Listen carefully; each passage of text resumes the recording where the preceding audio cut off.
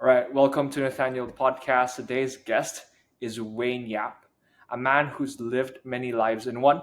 From winning millions as Singapore's number one poker player to spending over $1 million on self development and spiritual growth, to now diving into the frontiers of AI and personal branding, Wayne is a living example of what it means to keep evolving. His story is the perfect example for what it means to be an entrepreneur. So I'm glad to welcome Wayne. Welcome to the podcast. Hey Nathaniel, how's it going? Going good, man. Again, I'm really glad to have you here because I've been like ever since your thread about your story of being number one Singapore player popped off. I've been like, well, this guy's like really cool, because you've done a lot, and like I could just imagine what life is like too, because you've just been an explorer. Yeah, I mean, I've definitely explored a lot of things. I think there were a couple of people that commented on the thread, like, wow, I'm 50 and it feels like you've lived life 3 times more than me. Something like that. It's pretty funny. Yeah, it's crazy, man. And you've done a lot. This is a question that I want to ask you. The first question I want to ask you. The many lifetimes that you've had, somewhat. What do you think is like? So you've been national team in bowling. Correct me if I'm wrong, right? Like you've been a national team of bowling. You've become the number one player in Singapore. You've traveled the world, done a lot of mentorships, masterminds, all that.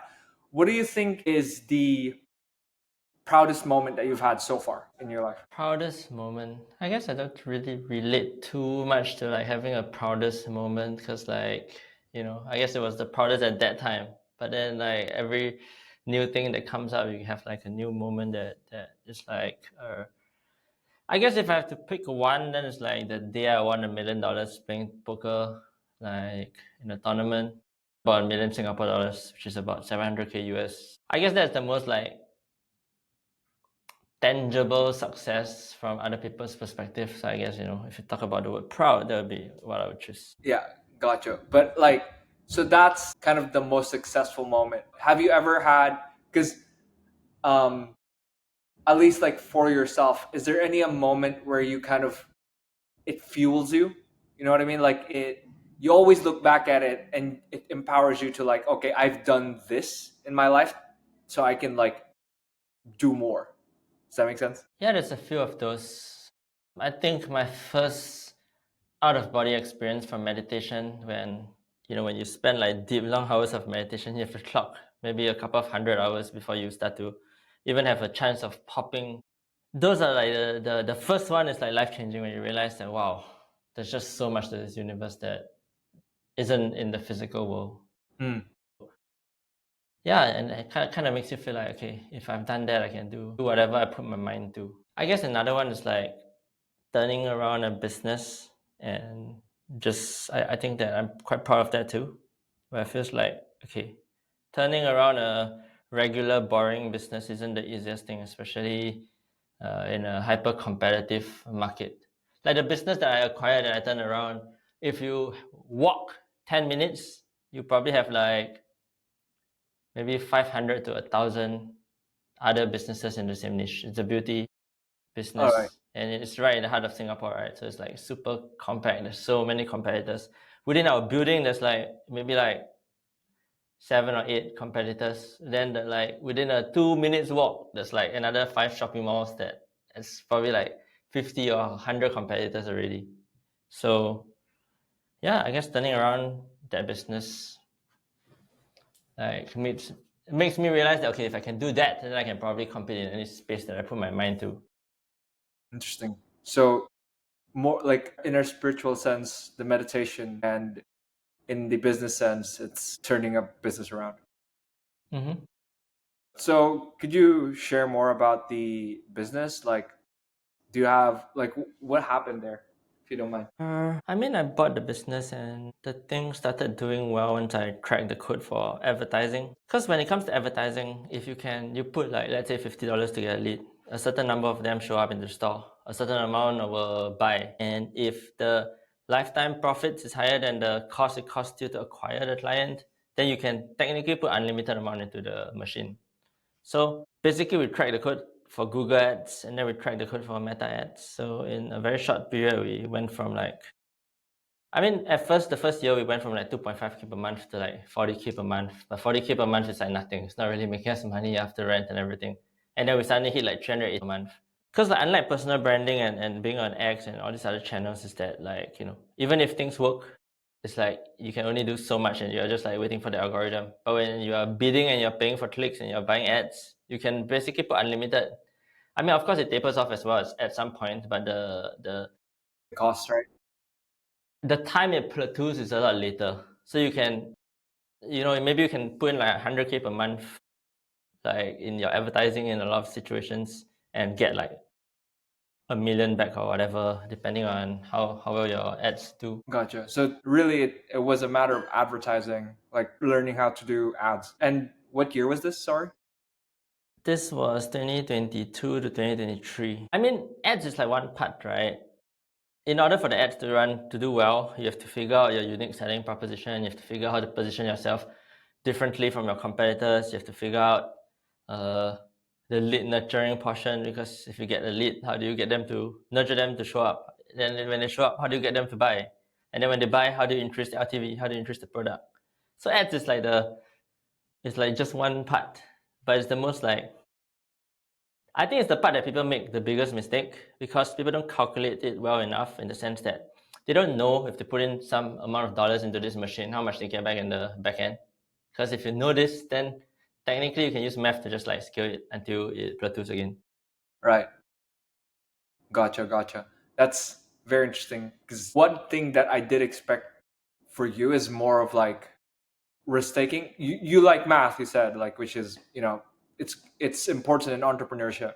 But on in poker, which is kind of like where, you said like most people see you as successful. There's not really like a math where you, well, unless you count the cards, I guess. But I'm curious, like, is there anything that you got from poker in terms of like risk taking, like the lessons you got there, that applies to growing that business that you mentioned? The main one is expected value, which is like if you put $1 into, if you put $1,000 into Google Ads, how much are you getting back in return? What's the expected value? Mm, Like if you invest in a ghostwriting agency on X, what's your expected value? If you pay somebody 3K per month, how much are you expecting to get back? So like if you can kind of calculate expected value, then you know like, okay, are your decisions good? If 3K, you invest in one ghostwriter, it's making you 10K per month, then can't you like invest in 10 ghostwriters and put in 30K per month and get back 100K per month? So that kind of thinking comes very naturally to poker players, but maybe doesn't come so naturally to other people. mm. So you think about like how much, in a way, when you're on the table, you think of how much you're gonna bet and how much you're gonna take away. Is it something like that? It's kind of, because in poker, it's like you have a hand, you can decide to bet, you can decide to call, you can decide to fold. So Mm, fold, you can never lose because the pot is already there. It's like your decision at that point is like the expected value is zero if you fold. If you call, it can be plus or it can be minus. If you bet or go all in, it can be plus or it can be minus. So you're trying to make as many plus EV decisions, which is like positive expected value. Means like if you put in $1,000, you want to get back on average more than $1,000.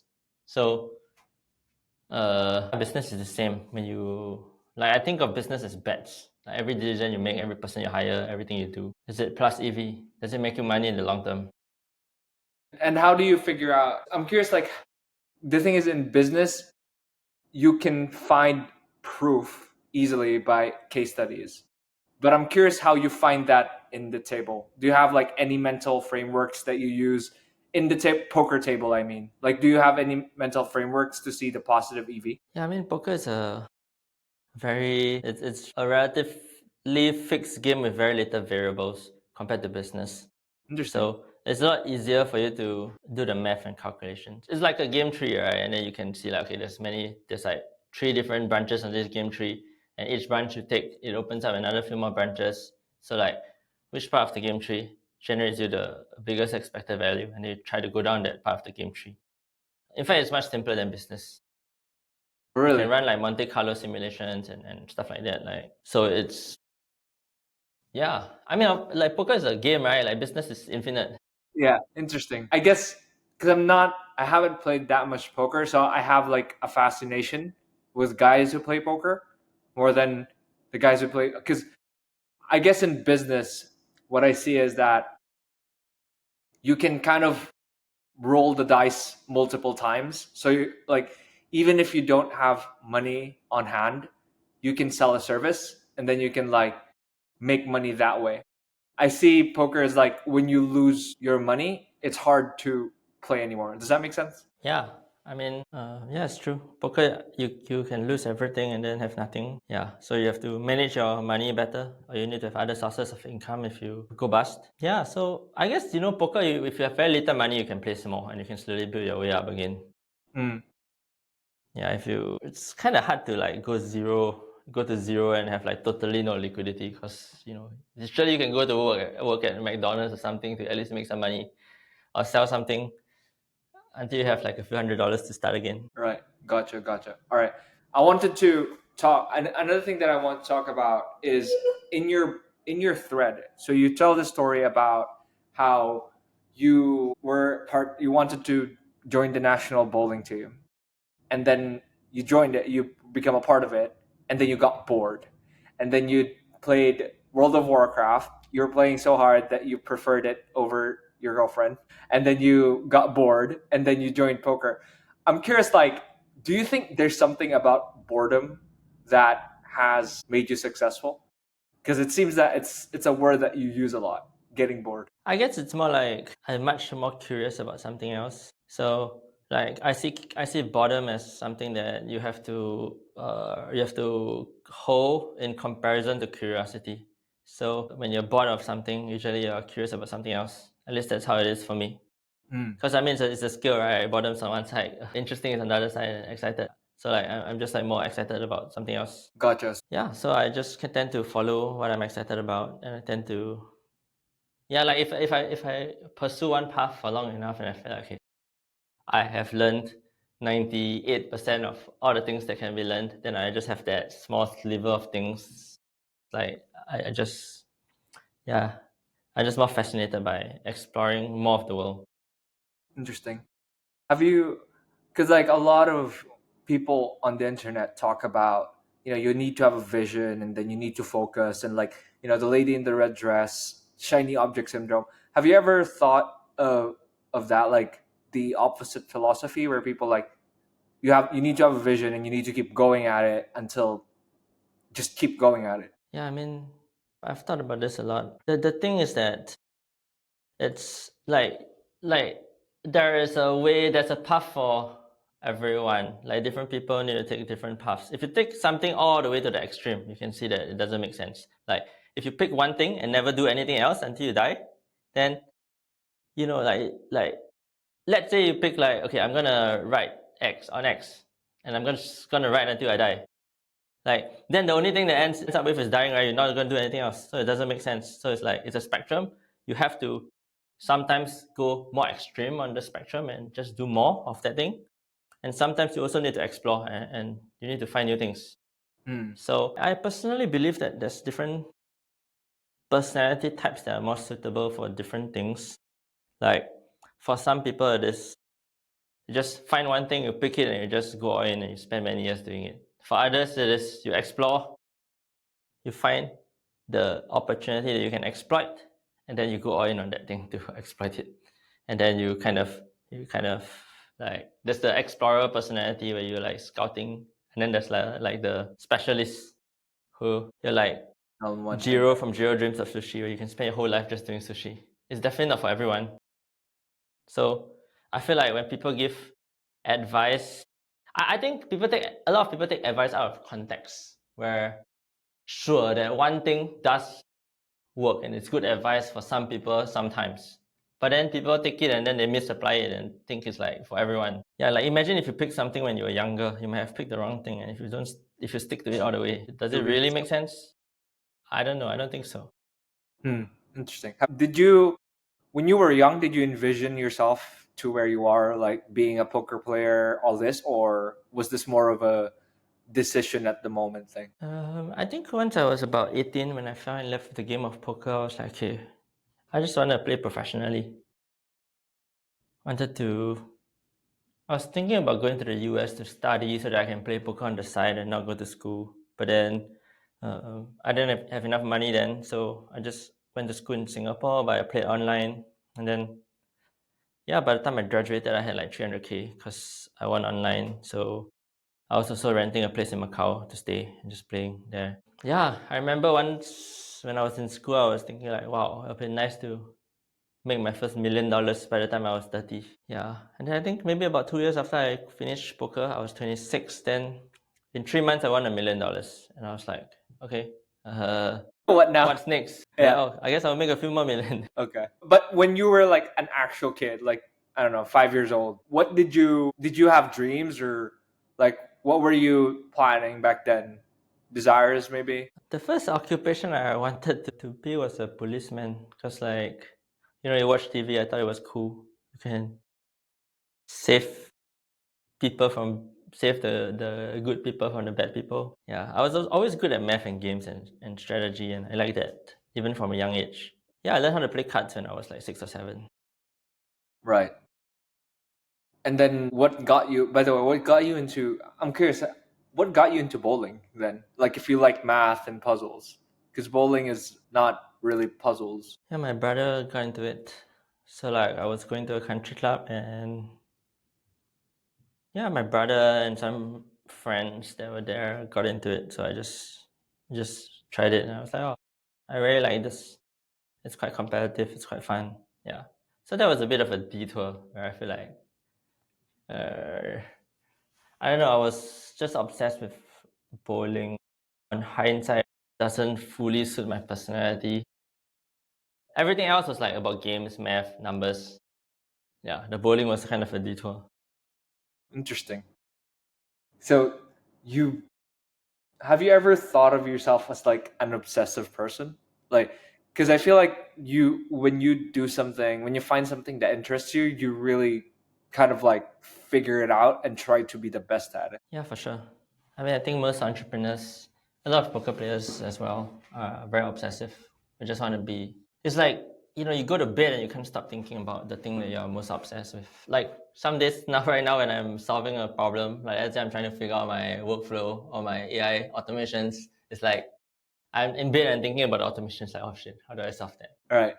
You're just always constantly thinking about it. I wouldn't say always and constantly. That's like definitely not true. There are periods of time where if I'm solving a problem, then I think about it when I go to bed. But that's not always. Right, right, right. Okay, gotcha, gotcha. Do you think there's something about like the games and the obsession that has game theory, Is that something that has translated to you being an entrepreneur? And will you ever go back to games, you think? Or business is the game that you're obsessed now? Business is the game I'm obsessed now.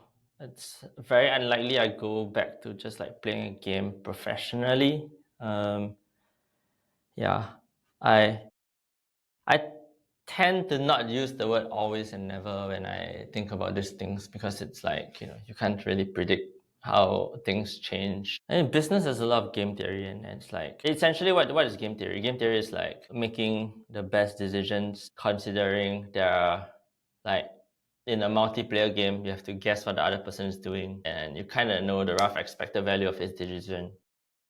Business is like essentially game theory with an infinite amount of players. Hmm, interesting. So have you studied like game theory, or is it just that you learn game theory by playing games? Like, have you actually, I don't know, like taken a course or read a book about it? Or Yeah, because you played yeah, games?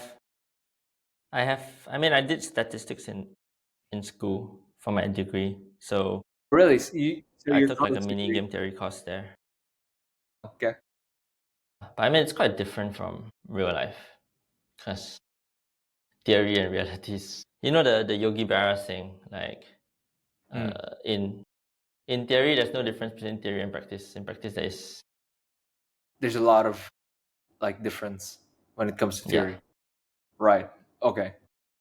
Gotcha. And it just also reminds me. I know that you also are a fan of, or not, or basically you consume Naval. He says like the best way to learn is to do.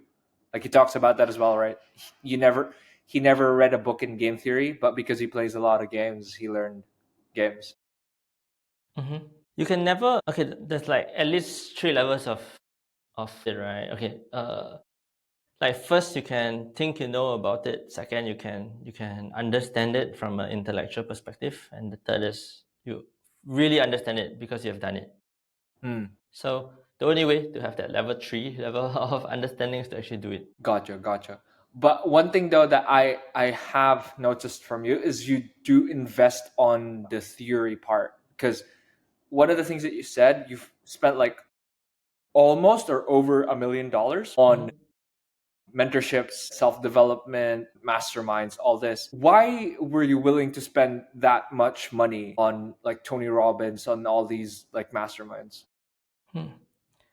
Because you want to learn the shortcut, right? You want to learn the fastest way to do things. Sure, you have to do. It's like essentially learning expands the circle of things that you know. So if you Mm, know the wide pool of things, then you can move towards the edges of what you know. So essentially you're trying to like you always know and you always learn more in theory than in practice. mm, So essentially you're trying to push the boundaries of both. mm. And I think if you learn and you read books and stuff, you can expand the first boundary more. Then your second boundary is like trying to catch up with the other, with the learning. Right, right. Interesting. So it's like it's a two like it's two-way where you practice and you study. Yeah. I mean, I think the perfect loop is you learn, you do, you evaluate, you rest, and then you learn again. Or you can substitute the rest and evaluate, like interchange it rather. Right, right. But it's kind of a loop. You have to learn, you have to do, you have to evaluate, you have to rest, then you have to go again. Like I think the learning part is like it's optimal to have that within the loop. If you were to start again um now, like in 2025, what would be the skills or subjects that you would learn? Like let's say you were back in your when you were 18, before you did poker. What do you think you would learn? I mean, I think learning basic game theory is very important. Just understanding the math and probability, because like everything essentially runs on that overlay. Like math and probability, I see it as kind of like together. It's like overlay on top of the world. There's the world, and then there's how we make sense of the world. So the probability and math layer is like the layer that's very important. So if you can understand that deeply, you have a lot of advantages. Then the obvious low hanging fruit right now is AI. Because like I mean, we've never seen anything as powerful as AI. So like if you're not learning it, then like right now and it's so obvious, that's what to learn. Yeah, I think there's like no decision that would be the main focus. Like even now for me, it's like the main focus. So if I'm 18, I would definitely do the same. Right. And how about like more of the people skills? Is there anything that you've learned, maybe like mindset, something that is more of personal development? What would you say is like the mindset behind, or the mindset that you would invest on or like embody? There's a few. The first that comes to mind is like knowing what's important to you, having your purpose, or like knowing what things truly excite you to do.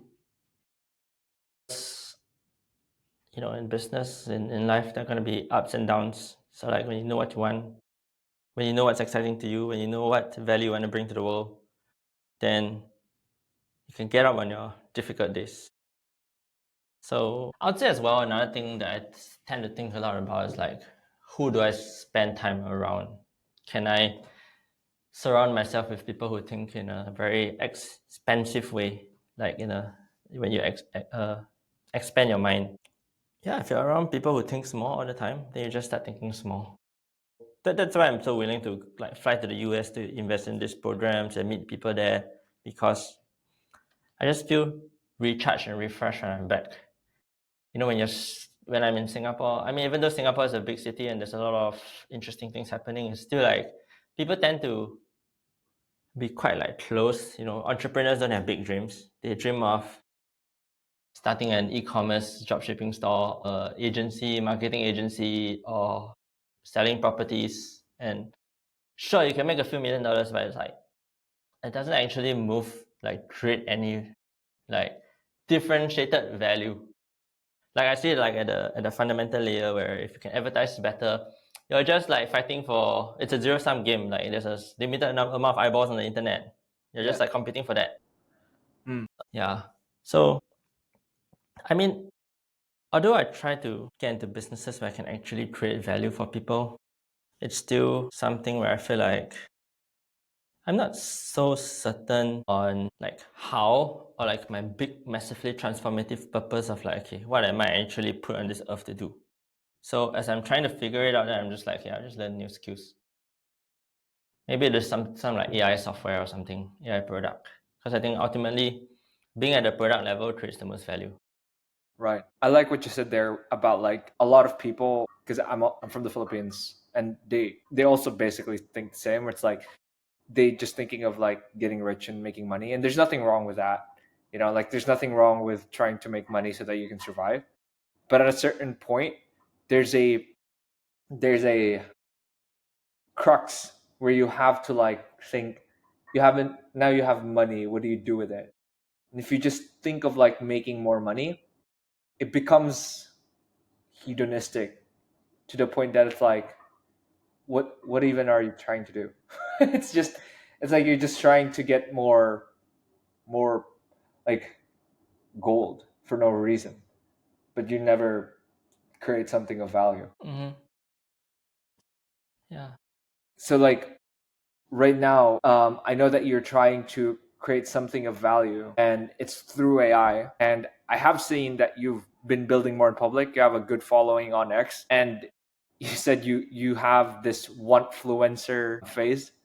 Um, what do you think is the biggest message your personal brand is putting out there, and what do you want, like, when people hear when people see your page, what do you want them to like feel and think about? I don't think there's like a one team, or at least I haven't thought about it yet. Because like things tend to be quite nuanced. Like the people who read my newsletters every day, they tend to be people who want the nuance. They want like to get their thought provoked. Like they want um an a different perspective of like something that like some of my newsletter subscribers, they will say that when they see my email, then it just kind of makes them sit up and go like, oh wow, like it's like this is something to think about. um yeah, so just like share, just point out like, I guess, common flaws and misconceptions.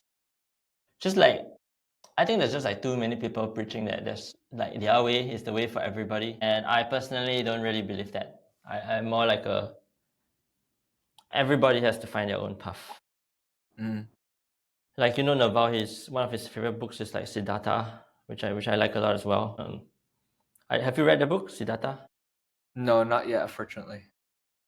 Yeah, I mean, yeah, not to spoil the story for you, but it's like the guy eventually, when he wants to seek enlightenment, he had to reject the Buddha and find his own path, Interesting. right? Wow, okay, I need to read this. Because nobody, yeah, people can teach you things, but their perspective, their belief system, their values will lead them towards their way.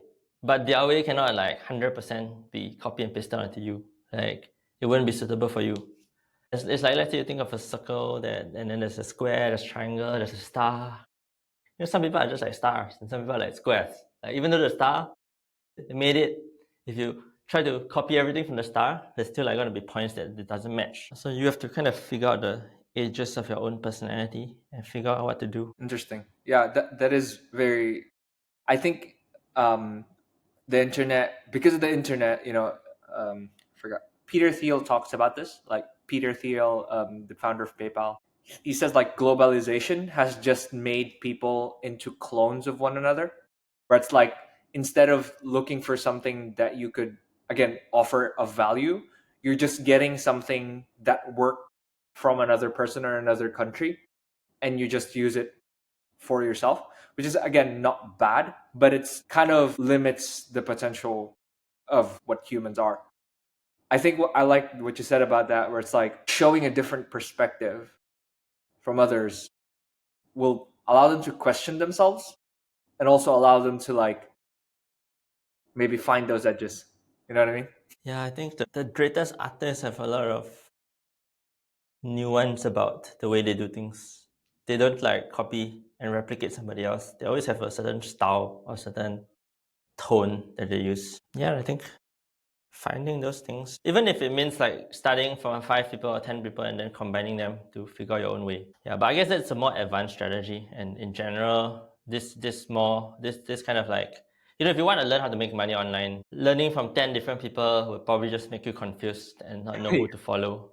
And then you probably end up not doing anything right, and then you probably end up failing. So, maybe if you're starting on your journey, you want to learn from one person and just follow that path until it succeeds. And then you can figure out, like, okay, until you reach a point where of diminishing returns. Mm. Because I see almost every opportunity, every teacher, everything that you learn is like a S curve. You don't get much results, until you suddenly get results. Then it's like it goes up in the exponential part of the curve. But then eventually it reaches like the plateau where it becomes an S curve, it just flattens out.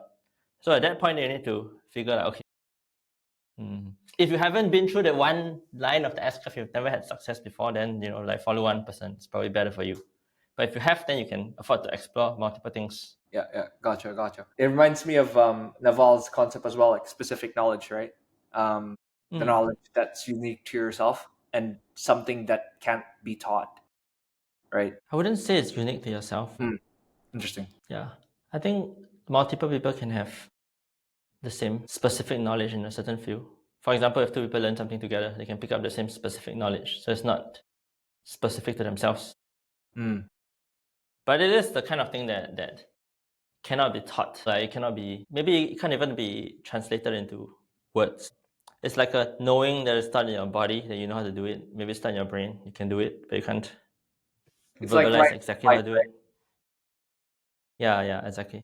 Like you can't really explain to someone how to ride a bike, but you just ride it. You just Yeah, know exactly. it, right? And somebody else can knows how to ride a bike as well, so Yeah. they can have the same specific knowledge. That's what I'm trying to say. Okay.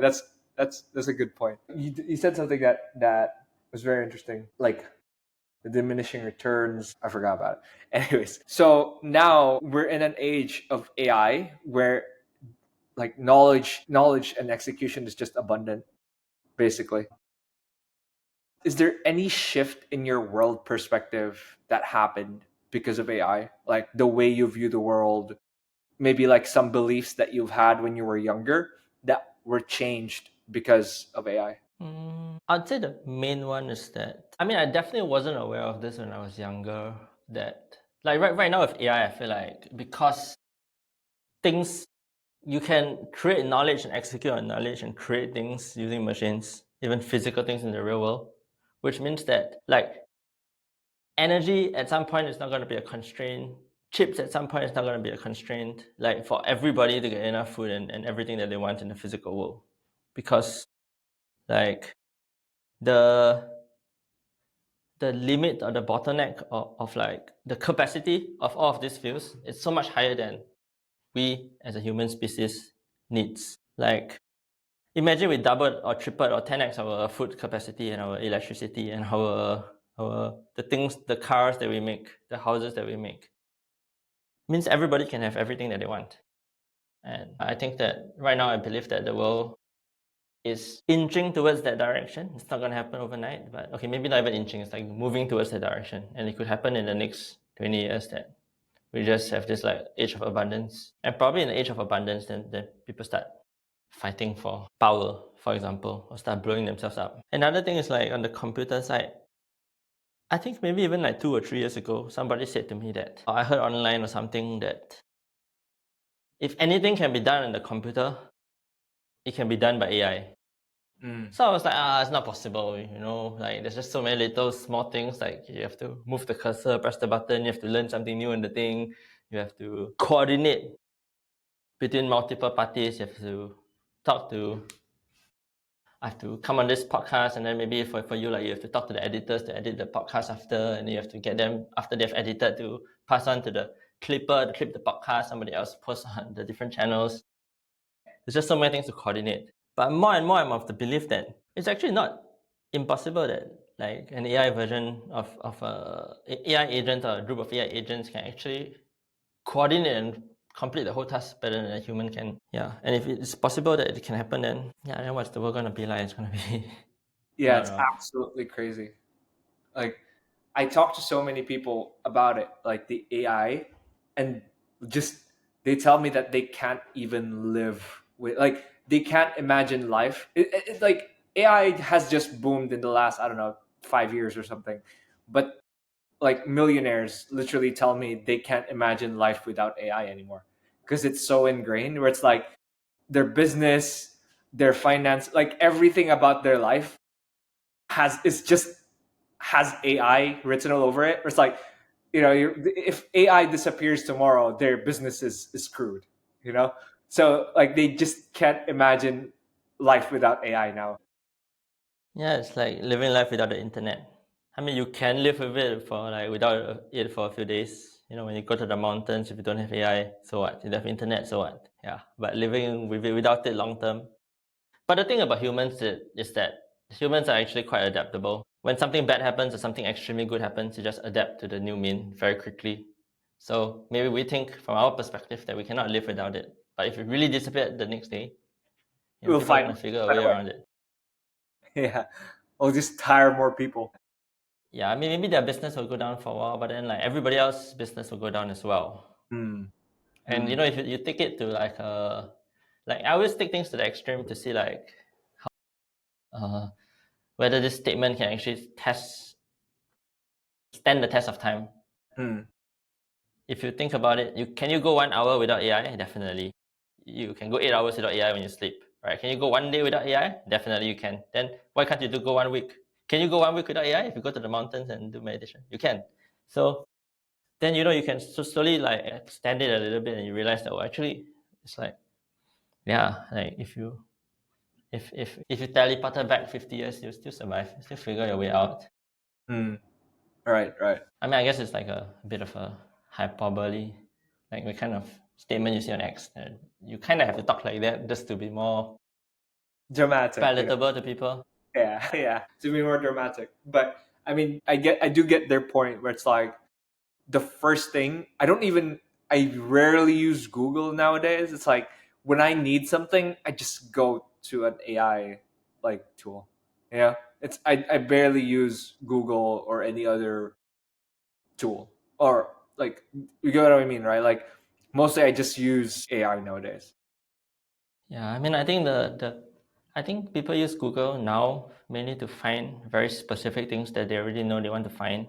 So, for example, if you're trying to find, uh, if you're trying to find a restaurant, or you're trying to find information about a business. Like let's say you want to find something, you go to Google. It's like you go to Google as a door, so that you can get to a website generally. And Google is still often the fastest way for you to get to that website compared to Perplexity, for example. Right, right, right.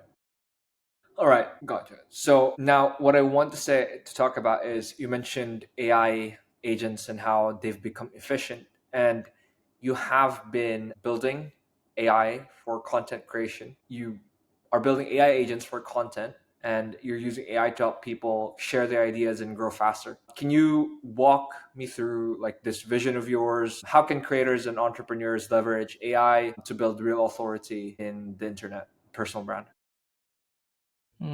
I guess I say like if you want to think about content, there's at least like 6 or 7 levers you can pull. Like it can be on the research side. On the research side, you can research words, you can research videos. So I would consider those two things as separate, because videos you have to transcribe them, you have to download them. Then on the word side, you can strip from X, from RSS feeds, from LinkedIn. You can use Perplexity to search things up.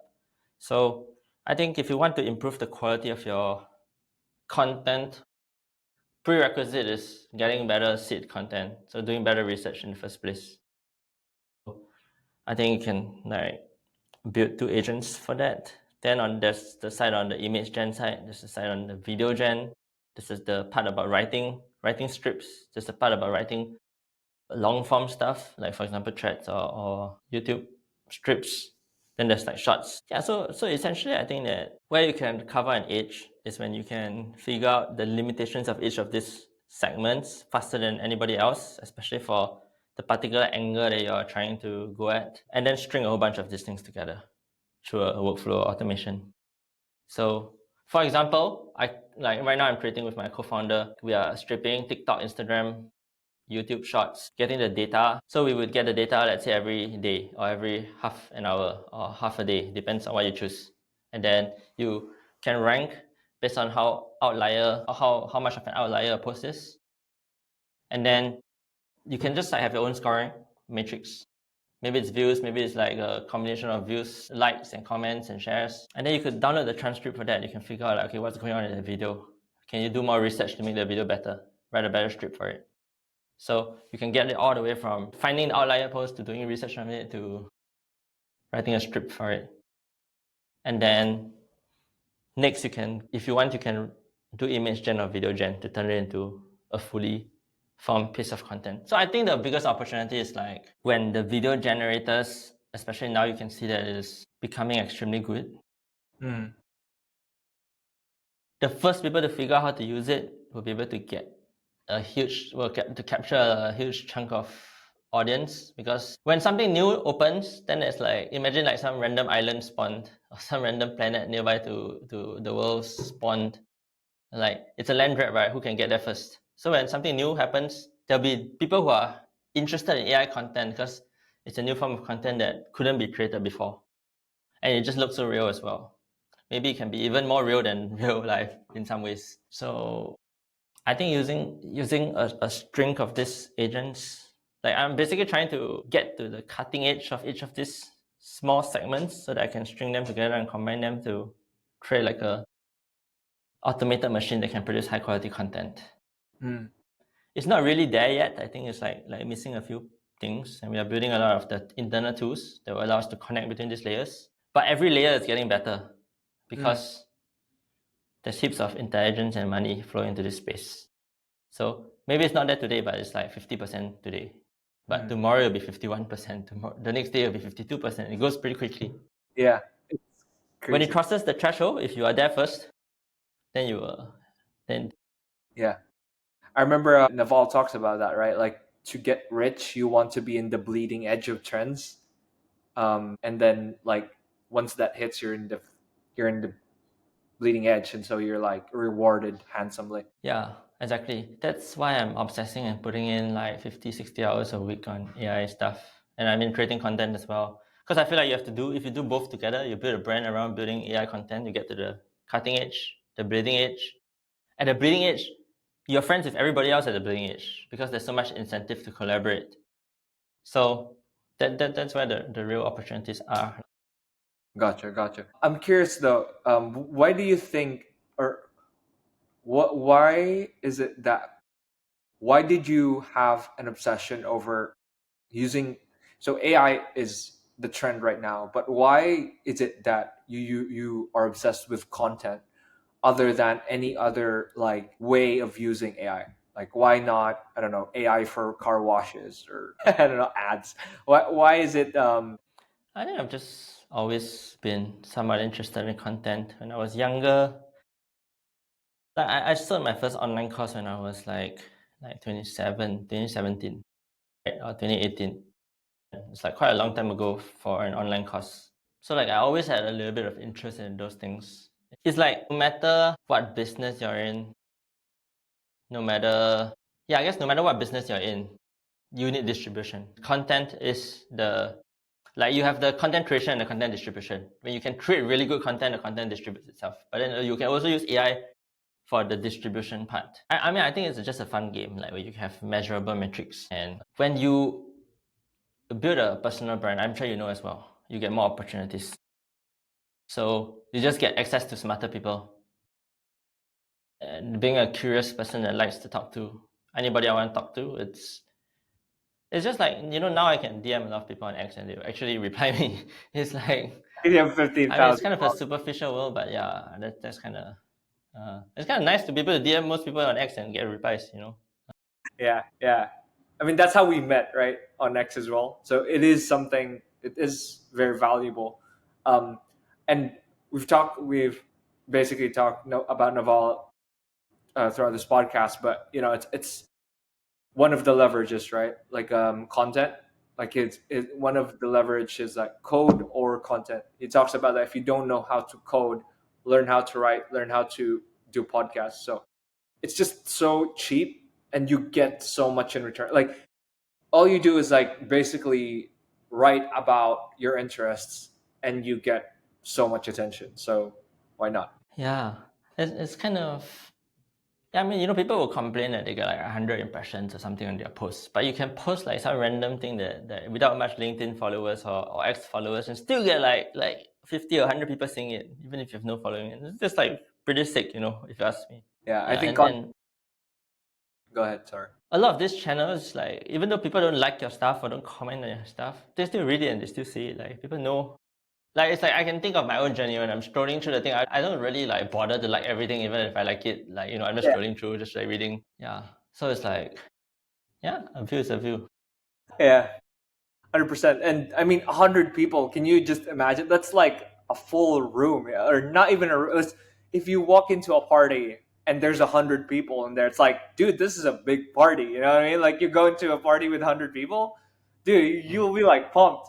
So there's something about that. And what you said about like, what's funny is that most of the people who I signed as clients never even engaged my posts. Like they never liked or commented. They just booked the call because I have my booking link in my bio, and they just like book the call and they'd be like, "Hey, can you help me?" Okay, sure. And then we just close the deal. So yeah, it's totally useful content, I'd say. Yeah. A lot of the people with money, they don't reply. Yeah, they don't. Yeah. I guess people who are more willing to pay other people, like they value their time. And replying, if they have nothing meaningful to say, they just don't bother to reply. Cause like who needs the like another nice post, like kind of. For sure. So to anyone who is interested in like um looking for help maybe in this AI agent. I know you're rocking it, like you're killing it on X. You're going viral almost every single day. To anyone who's interested in like getting your advice on this, where can they find you? I mean, just visit my ex. Like, I'm Win Yap on X. That's probably the best place to find me. I partner with a CTO now. I have a co-founder for my AI agent building business. It's a PhD in software engineering. It was 8 years plus in Google. Super smart guy. That's why I chose to partner with him. So we are building some pretty cool AI agents for people now as well. Yeah, like my intention is to partner with a lot of different business owners, technical people who can build agents, different people at the edge of the AI agents, and we can share our AI agents. Right? It's something that you can like copy and paste. I mean, not fully. You have to make some tweaks, but in Yeah, general, of like it's just like knowing what the limits are for a lot of these things. So I feel like the more people that work on this, the better. So I'm building it. If you're building it and you want to reach out, like, feel free to reach out. If you want me to build it for you and my CTO, yeah, you'll find the link on X or you can just DM me. awesome, man, awesome. So one final thing that I wanted to ask is what I really admire about you is that you are not just like you're into business and you're very in the technical math side, but you also explore the philosophical and spiritual side of life. You quote Seneca, Naval, even Viktor Frankl. Had, if you could like sum up your own philosophy, and I'm not saying, I know that we talked about this. You said you didn't really like it when you preach, basically. But if you had to quote your own philosophy in one sentence, what would it be? Maybe a few sentences, actually. I guess a lot of people will try to push you towards the path that they're on. Learn from them, but then also find your own path. Find how you can take what they do and do it slightly differently, add your own flavor. I don't think there's like a gospel. Anybody that's telling you that, "Hey, this is the only way, this is the best, this is the gospel," they're lying to you. They just want to make your money usually. And I think another philosophy that I have is most knowledge have a half-life. So like any course that people sell, any idea, generally by the time they sell it as a course, it's already like the more people that buy the course, the less effective it is. Courses are not really like, tell me about a course that you would buy that somebody created 2 years ago. It's not very, yeah, Sounds good. especially in the online space. Yeah. So yeah, I don't believe that digital products are the thing that you can buy, you can sell, and then you have passive income forever. I don't know if it really works that way. Those are some thoughts. Interesting. Interesting. I love that last part because I remember this. It's also an investment principle, and correct me if I'm wrong. As an you're an investor. People say that like if someone tells you in the news that oh this is the hot new investment, invest on this, it's probably already too late. Like it's probably the investment is probably like too ripe, and it's gonna go down soon. Is that something? Mm. Is that accurate? Yeah, yeah, like their exit liquidity. Yeah. They need buyers in the market so that they can sell. Why they're selling. That's why they're saying invest on it now, right? Because they bought a bunch of things and now they're gonna make other people buy and sell theirs. Yeah, yeah, pretty much. All right, cool, cool. All right, well, thank you, Wayne. This was a very wide set of topics. I really enjoyed the conversation. And to anyone who wants to learn more about AI agents, follow Wayne, check his page out. I'll link it down below in the description. And Wayne, thank you for showing us how to navigate entrepreneurship, how to do all these things. And I appreciate you. See you, man. Yeah, thanks for having me, man. All See ya. right, dude. Thank you. Cheers. Yeah, thanks.